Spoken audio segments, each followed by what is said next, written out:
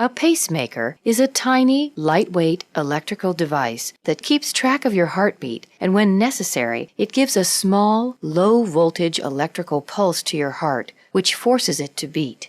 The pacemaker device consists of two parts. First, the battery unit, or pulse generator.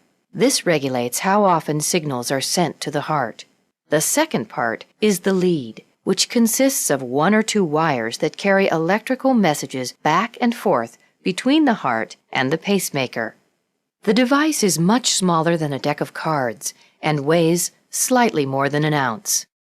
To begin the procedure, the doctor first chooses an area to place the lead, or wire, usually under the collarbone on the left or right side of the chest, or in the stomach area. This part of the body will be shaved and scrubbed with a special disinfectant soap. One or more shots of numbing medicine is given in the chest or stomach area using a small needle. In order to attach the wire leads to the heart, the doctor needs a pathway through one of the veins. Once the area is numb, a needle is used to guide an introducer into the vein.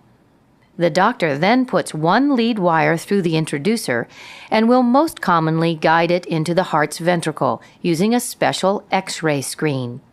If a second lead is used, this will also be inserted through the same pathway and into the heart's atrium.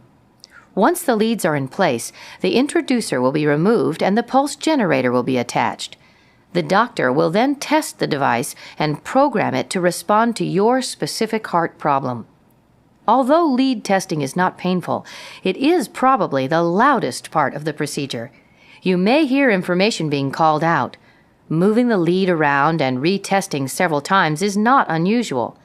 The next step is to put the generator into a pocket, usually in the upper left chest area. To do this, a small incision is made in the skin or sometimes in the muscles, and the generator is tucked inside. This pocket is then closed with stitches, and a bandage is placed over the incision site. A stress test involves exercising while your heart and blood pressure are monitored. When you are ready, you will be asked to exercise by walking on a treadmill or pedaling a bicycle. Most commonly, a treadmill is used. Depending on the specific test that your doctor uses, every 2 to 3 minutes, the speed or incline of the treadmill will gradually be increased. If you are out of shape or at high risk for coronary artery disease, these increases will be smaller and more gradual. You will not be asked to exercise more than you are able to. Your doctor will closely watch your heart respond to the physical activity, looking for any changes in your mental status, blood pressure, or in the pattern of your heartbeats. You should let your doctor know immediately if you have any chest pain or unusual shortness of breath while you are exercising. The exercise will be stopped if you are having these symptoms or if you are clearly showing signs of heart disease. The exercise usually lasts a total of 8 to 12 minutes.